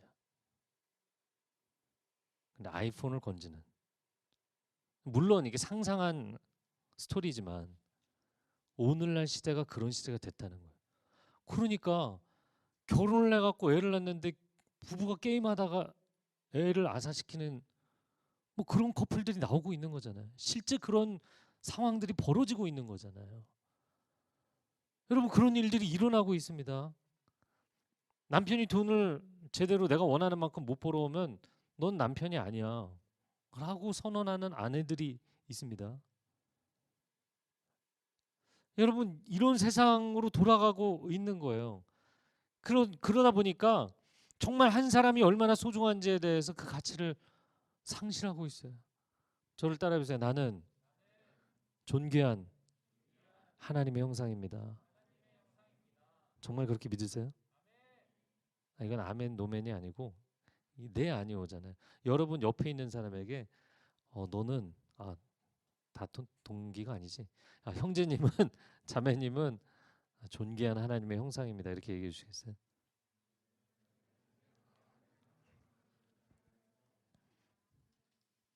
네. 정말 나뿐만 아니라 내 곁에 있는 사람도 존귀한 하나님의 형상이라는 것을 믿고 있는가? 여러분 교회에서 뭐 목사님이 아니면 뭐 지금 사역하고 있는 목자가 앞으로 형제님은 자매님은 우리 찬양팀 같이 섬기면 좋겠습니다. 저는 뭐 제 앞가림도 못하는데 저는 괜찮습니다. 저는 안 하겠습니다. 앞으로 목자를 섬겼으면 좋겠습니다. 저는 제 직장 일이 바빠서 학교 일이 바빠서 그렇지 않아요. 제가 무슨 목사님께 부탁을 받은 거 하나도 없어요. 여러분 교회 상황이 청년부 상황이 어떤지도 몰라요. 그러나 여러분에게 꼭 드리고 싶은 얘기는 저는 여러분이 교사나 성가대나 목자나 누군가를 품는 일을 하는 것을 지금부터 하셔야 된다고 생각해요. 왜냐하면 인생이 진짜 힘들고 외롭고 추울 때 그때 혼자 버티겠다고 하시면 안 되고요. 옆에 같이 춥고 힘들어하는 사람을 안아줘야 서로가 따뜻해지는 거예요. 여러분 집에 키우는 애완견 하나도 끌어안으면 1분도 안 돼서 얼마나 따뜻해지는지 몰라요. 이게 사랑의 힘입니다. 그런데 오늘날 세상 사람들은 자기 자신만 빚내갖고 자기 인생의 커리어만 쌓아갖고 자기가 좋아지고 나면 그에 걸맞는 괜찮은 멋진 사람하고 결혼하겠다 이런 생각들을 하니까 이게 다 문화적 가치와 관점과 기준으로 사람을 만나니까 그 가정이 온전할 수 없고 그 사랑이 온전할 수가 없는 거예요. 너무너무 안타까운 거예요. 그러니까 그런 물질적 기준에 안 맞으면 서로가 이혼하고 헤어지고 부모도 그런 것 때문에 헤어지고 헤어지라고 아이들한테 얘기하고 너무나 안타깝습니다. 뭐 갑자기 이제 얘기가 나와서 근데 여러분 이 안에서 만나서 커플이 되시는 경우들도 있죠? 네. 이렇게 강하게 긍정을 하시는 것은 그건 아닙니까? 네. 저는 여러분이 이 안에서도 좋은 믿음의 커플들이 많이 나올 수 있기를 바랍니다. 아멘. 멀리서 찾지 마세요. 왜냐하면 멀리서 봐서 멋있는 건 멀리서 봤기 때문이야. 가까이 가봐. 얼굴에 흠이 다 있어. 다 있어요. 진짜요. 여러분이 가까이 있기 때문에 좋은 사람인 거를 모르는 경우들이 너무나 많아요. 그래서 가까이에 좋은 사람들이 있다는 거. 제 얘기를 해드리면 저는 중3 때 그 하나님 인격적으로 뜨겁게 만나고 나서 그리고 계속 기도한 기도 제목은 뭐냐면 한 사람을 하나님이 저에게 예비해 주신 사람이 있다고 믿기 때문에 그 한 사람 만나서 그 한 사람과 사랑에 빠져 결혼할 수 있게 해주십시오. 그 한 사람과 평생을 살게 해주십시오. 이게 제 기도 제목이었어요. 그리고는 뭐 고등학교 이제 입시를 마치고 이제 대학교 들어갔고 저는 영문학과를 들어갔는데 영문학과에 한 130명 정도 되는데 그 중에 100명 정도가 여학생이었어요. 그 제가 1학년 들어가서 한 2주밖에 안 되는데 제 옆에 학번 여자애가 집에 전화가 왔어요. 그리고 저한테 그러는 거야. 내가 진짜 예쁘고 좋은 애를 소개시켜 줄게. 그래서 제가 그래?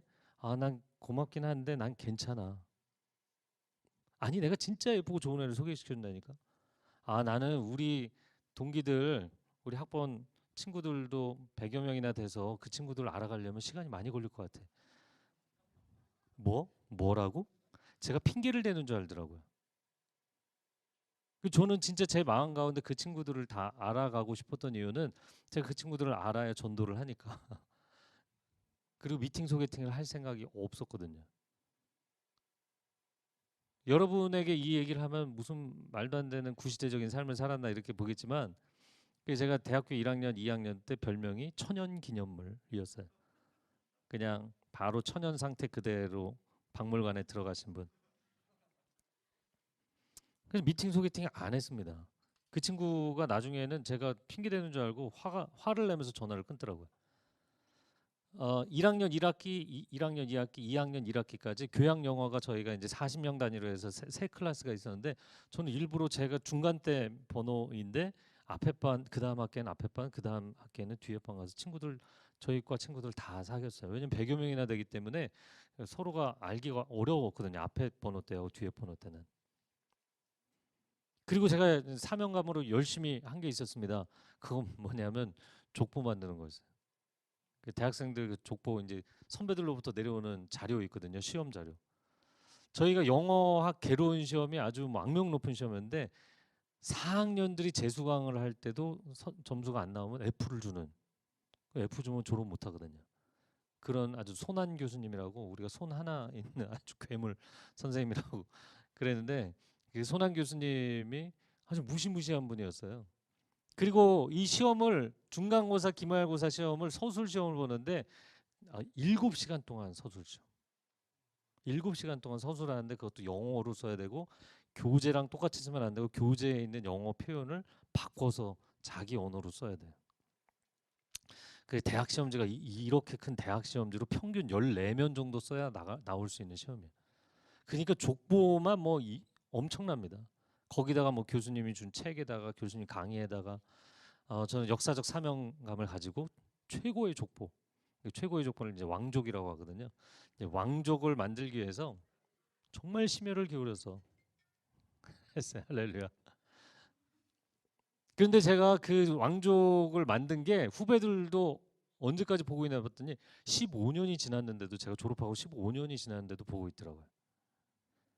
제 이야기를 왜 하냐면 그 왕족을 만든 이유가 뭐냐면 저는 도서관 중앙도서관 2층에 항상 앉아 있었는데 그 2층 제 자리에 시험 기간만 되면 친구들이 캔커피 들고 와서 상준아 족보 있니? 여기 카피본 있으니까 가져가. 저희 친구들 다 그 족보를 보게 만들고 그 족보에다가 중간중간에 성경 구절을 써놓고 그 중간중간에 기도문을 써놨거든요. 어떤 친구들은 수업도 빠지고 그냥 당구장 다니고 술 마시러 다니고 그런 그룹이 있었어요. 그래서 우리가 하이에나라고 불렀는데 그 하이에나 그룹에 같이 어울려 다니던 보경이라는 친구가 한 번은 중앙도서관에서 계단에서 저를 만났는데 상준아 넌 인생을 무슨 재미로 사니? 뭐 강의실에 중앙도서관에 기도실에 그러고 맨날 돌아다니 넌 도대체 미팅 소개팅도 안 하고 인생을 무슨 재미로 사니? 보경아 넌 인생을 재미로 사니? 난 인생을 의미 있게 살고 싶어 라고 말하고 싶었으나 말은 안 했지만 여러분 인생을요 재미를 추구하면서 살면 나중에는요 엔터테인먼트는 허무해지게 돼 있어요. 마치 뷔페 식당 가서 너무 과식하면 괴로워지는 것처럼 재미의 끝은 허무거든요. 그래서 쾌락주의는 반드시 허무주의로 가게 돼 있어요. 이 도시 문명, 물질 문명, 쾌락 문명은 허무함으로 가게 돼 있어요. 그러니까 여러분이 지금 열심히 돈 벌어서 열심히 공부해서 내가 물질적으로 또 인생의 즐거움에 있어서 엔조이하면서 살아야지. 그러고 가면요 50대, 60대 때 다 허무해지게 됐어요. 네, 누군지 알려고 하지 마세요. 제가 최근에 다시 이제 성경 공부 올해 완전 넌 크리스찬들 성경 공부를 시작을 했거든요.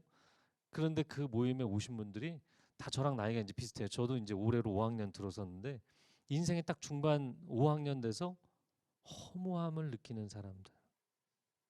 왜 교회를 50평생 안 다니던 사람들이 교회를 갑자기 성경 공부 초대를 했는데 나올까요? 자기 분야에서 뭐 어떤 사람은 사진 작가로 뭐 최고의 분, 어떤 사람은 뭐 웨딩 업계에서 최고의, 다 자기 분야에서 최고의 업적을 이루었는데 자식이 방황하고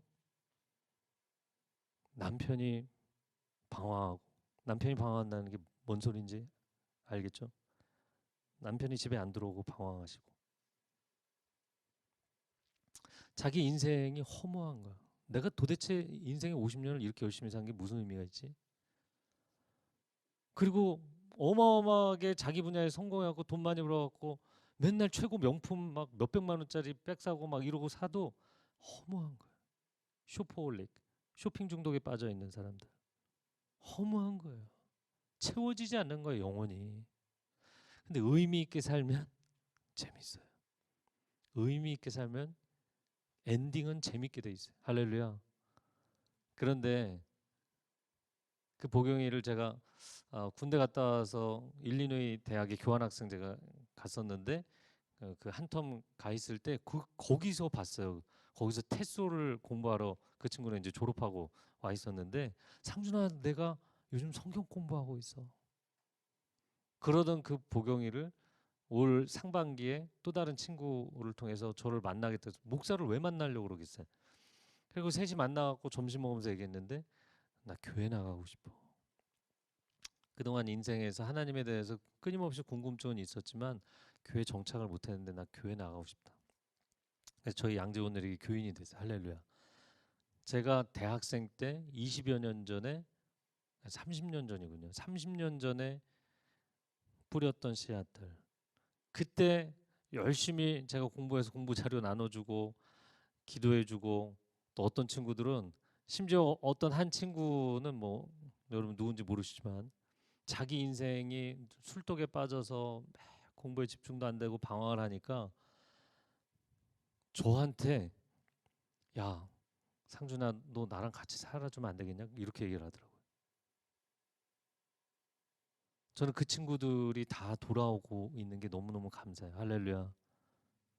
여러분 인생을 어떻게 살 것인가. 아, 자, 제가 그 미팅 소개팅 얘기하다가 옆으로 약간 빠졌는데요.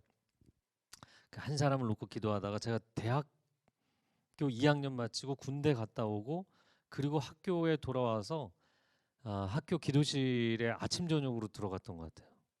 그런데 하루 두 번이나 기도실을 가는데 두 번이나 거기에 와 있는 제 과 후배가 있는 거예요. 여학생이. 그래서 혹시 이 사람? 그래서 기도를 했는데 하나님 맞다고 그러시더라고요. 그래서 하루는 제가 아침에 큐티를 하고 나오려고 그러는데 오늘 프로포즈를 해라. 아니 교제도 안 했는데. 사실 저는 결혼할 사람과 교제할 생각이었기 때문에 시간을 계속 기다렸던 거거든요. 그래서 그날 만날 수 있는 수업이 없었는데 그날 오후 5시에 하나님 극적으로 만나게 해주셨어요. 그래서 그날 얘기를 했고, 그래서 저희는 96년 5월 11일에 교제를 시작했어요. 그리고 제가 일주일 만에 그 일주일 뒤에 명동에 있는 글로리아 레스토랑에 있었는데 거기서 식사를 하면서 그때 제 여학생이, 제 여자친구가 여자친구가 지금의 저희 아내가 2달 뒤에 미국에 교환학생을 가기로 되어 있었거든요. 근데 저는 교환학생을 갈 계획이 없었기 때문에 신청도 안 해놓은 상태였고, 그런데 제가 일주일 뒤에 교제한 지 일주일 만에 내가 미국에 따라가겠다. 그러니까 놀란 거예요. 교제한 지 일주일밖에 안 된 남자친구 따라오겠다 그러니까. 그리고 나서 제가 교제한 지 한 달 만에 주변 사람들에게 우리는 99년 봄에 결혼할 거라고. 그 사람들이 도대체 무슨 생각이냐. 그때 여자친구가 도대체 무슨 근거로 그런 얘기를 사람들한테 하고 다니냐. 나는 기도하는데 하나님이 내게 응답을 주셨다. 제 전화번호 마지막 네 자리가 9925거든요. 99년 2월 5일에 결혼했어요. 제가 여러분한테 하고 싶은 얘기는 뭐냐면 교회 안에서 또 그렇고 뭐 여러분 뭐 또 다른 연애사들 있을 수 있는데 외로워서 썸을 타는 일들이 많잖아요. 또 연애하다가 헤어지고 연애사들도 많잖아요. 근데 안타까운 건 뭐냐면 제 마음 가운데 저도 대학교 1학년 때 정말 연애하고 싶어서 미칠 것 같았거든요. 그런데 매일매일 밤 눈물로 기도하면서 참았어요. 이유는 두 가지인데 그 사람 하나님이 예배하신 그 사람이 나타날 때까지. 그리고 또 한 가지는 내가 내 외로움을 채우기 위해서 누구를 만나면 그 사람을 이용하는 거기 때문에 난 누구를 이용하고 싶은 생각은 없다. 여러분, 여러분의 내면이 하나님의 은혜로 채워지고 안정감이 없는 상태에서 그냥 자기 외로움을 달래기 위해서 옆구리가 시려서 누구를 사귀잖아요. 그 사람 이용하고 버리게 돼 있어요. 그래서 깨지는 거예요. 그래서 안 되는 거예요. 여러분이 하나님 안에서 성숙해지기를 주님의 이름으로 축복합니다. 그리고 하나님이 예비하신 사람들을 만나기를 축복합니다. 오늘 이제 말씀을 마무리하겠는데요. 다윗이 인생의 가장 힘들 때 자기에게 찾아온 사람들을 외면하지 않았다는 거. 하나님께서 다윗을 선택하신 두 가지 이유입니다. 첫 번째는 예배할 수 없는 상황에서 예배했다는 거. 여러분 그 광야에서 10년을 도망 다니면서 미래가 안 보이는데 하나님 감사합니다, 찬양합니다. 이 고백이 나오겠어요? 억울합니다. 도대체 저를 언제 자유하게 해주시겠어요? 제 인생을 언제 회복시켜 주시겠어요? 언제 정상궤도에 올려주시겠어요? 이런 기도를 해야 정상이잖아요. 그런데 다윗이 새벽마다 찬양을 하며 기도합니다.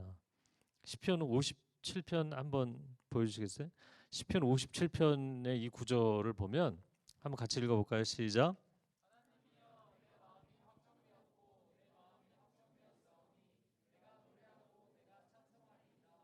내 영광아 깰지어다 비파 수금아 깰지어다. 어느 시간대를 깨운다고요? 여러분들 새벽 예배 결단하시는 분들이 있기를 바랍니다. 저희 교회는 매일 아침 청년들 1,000명씩 새벽 기도합니다. 여러분 청년회 때 바쁜 거 압니다. 다윗이 광야에서 도망가는 일정 외에는 아무 일정이 없는 사람이 새벽부터 일어나서 굴 어귀에서 찬양을 하는 내용이에요. 그러니까 저는 이 내용을 볼 때마다 눈물이 나더라고요. 왜냐하면 아무 노래할 이유가 없는데 노래를 하는데 그것도 한낮에 뭐 그냥 심심풀이로 하는 게 아니라 새벽부터 일어나서 찬양을 하고 있는 거예요. 그러니까 다윗의 사람들이 굉장히 충격을 받았을 것 같아요. 처음에는. 왜냐하면 우리도 뭐 사회에서 살다가 뭐 경제적으로 어려워지고 사회적으로 어려워져서 인생이 망가졌지만 다윗은 이 나라에서 최고의 자리까지 올라갔다 떨어진 사람이잖아요. 그러니까 물건을 떨어뜨려도 그 정도 낙차의 폭이면은 완전히 인생이 바싹 깨져야 정상인데 근데 새벽부터 일어나서 찬양을 해? 뭐야? 팔레스타인의 그 새벽에 살을 내는 듯한 추위에 사람들이 거적대기에 굴 안에서 뭐그 400명의 사람들이 그 서로 예? 체온을 의지하면서 자고 있는데 누가 새벽부터 찬양하는 다윗이에요. 근데 그 다윗의 찬양이 우리가 아는 것처럼 오주여 나의 마음이 주께로 정해졌사오니 뭐 멜로디 뭐 율동하는 그런 신나는 찬양이 아니라 정말 이를 악물고 내가 노래할 수 없는 상황이지만 노래하겠습니다. 찬양할 수 없는 상황이지만 저는 찬양하겠습니다. 나는 내 마음을 결정했습니다. 내가 왕이 안 돼도 좋습니다. 내 인생이 성공하지 않아도 좋습니다. 나는 예배는 포기하지 않겠습니다. 나는 이 광야에서든 내가 궁궐에 들어가든 상관이 없습니다. 나는 어디에서든 예배자로 살겠습니다. 이 한 가지를 내 마음에 결정했습니다. 그러고 새벽부터 찬양을 하는 거예요. 이 다윗의 찬양을 들으면서 사람들이 정말 뜨거운 눈물이 흘렀을 것 같아요. 여러분 예배할 수 없을 때 예배하는 게 진짜 예배예요. 그때 예배하는 사람들이 인생이 승리와 성공을 거두어도 예배할 수 있게 돼 있어요.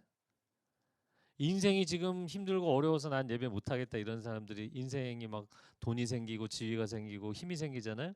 그때는 또 바빠서 예배 못해요. 내 인생 너무 잘 나가서 찾는 사람이 많아서 예배 못하게 돼 있어요. 지금 여러분 때 가장 순전한 다윗의 예배를 드릴 수 있어요. 지금 예배하는 사람은 평생의 예배자로 살 줄로 믿습니다.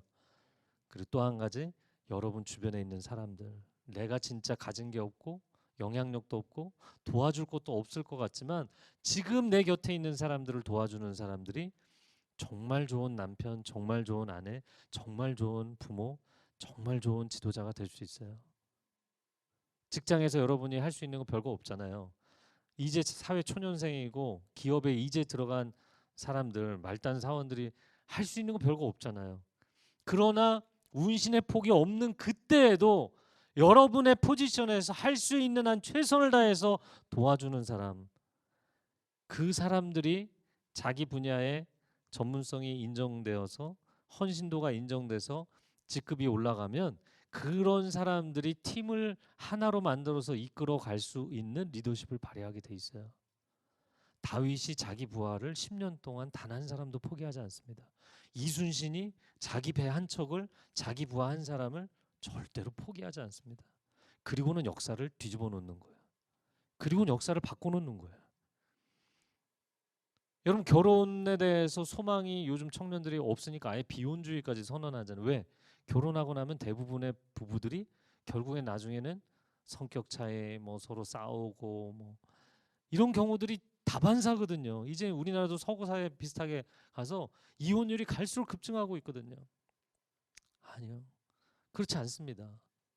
제가 저희 아내를 사랑해서 결혼했지만 24년 동안 저희 아내는 저같이 헌신적인 목회자를 만나서 집에 거의 안 들어오니까 굉장히 고생을 많이 했어요. 물론 저도 저희 아내에게 별로 도와주는 게 없이 굉장히 미안하고 힘든 부분들이 많이 있었어요. 그래, 팬데믹 기간에 제가 이제 요리를 전담하면서 저희 아내는 거의 천국을 경험하고 있어요, 지금. 요즘 너무 행복하게 잘 지내고 있는데, 여러분, 인생을 살아가면서 대부분의 사람들이 뻔한 길을 갑니다. 뻔한 인생을 살아요. 여러분, 세상 사람들처럼 살 필요 없어요. 여러분 나이에 좀 외로우면은 그냥 누구 좀 만나다 헤어지다 이런 거 할 필요 없어요, 굳이. 하나님 앞에 정말 여러분의 인생을 쏟아붓고 여러분의 전문 분야에 쏟아붓고 그리고 여러분 주변에 여러분에게 정말 도움을 호소하는 사람들, 수모임 때 자꾸 이상한 소리 하고 분위기 해치는 친구들, 그런 친구들 미워하지 마시고 도와달라는 사인이거든요. 직장에서 힘들어하는 동료들 도와달라는 사인이거든요. 그게 업무적인 것이 되었든 신앙적인 것이 되었든 여러분 그 한 영혼을 포기하지 않는 사람이 있으면 하나님이 위에서 보시는 거예요. 할렐루야. 저를 따라서 하나님은 사람의 외모를 보지 아니하시고 중심을 보십니다. 그런데 하나님만 보시는 줄 아세요? 여러분의 직장의 리더십들도 여러분이 개인의 능력만 탁월한 사람인지 아니면 리더십이라는 거는 사람들을 케어하는 능력이거든요. 그걸 봅니다. 저는 한 교회에서 25년째 있잖아요. 그게 안 되면 개인의 능력이 아무리 좋아도 그 사람 프로모션을 시켜줄 수가 없어요. 왜? 그런 사람이 자리에 올라서면 다른 사람 무시하고 괴롭히게 돼 있거든. 그래서 개인 실력이 안 좋아도 네트워킹하는 힘이 좋은 사람들을 리더로 세우게 돼 있어요. 그래서 나는 내 분야에서 이렇게 내가 다른 사람 다 제치고 올라왔는데 나를 인정해주지 않고 나를 세워주지 않고 억울하다. 이거는 편파적이다. 아니요. 여러분이 여러분의 젊은 날 사람들을 케어하지 않았기 때문에 생기는 결과예요. 하나님께 우리가 받은 사명, 예배자의 사명과 목자의 사명입니다. 평생에 하나님을 사랑하고 사람들을 소중히 여기고 사랑하는 축복의 통로로 살아가시기를 축복합니다.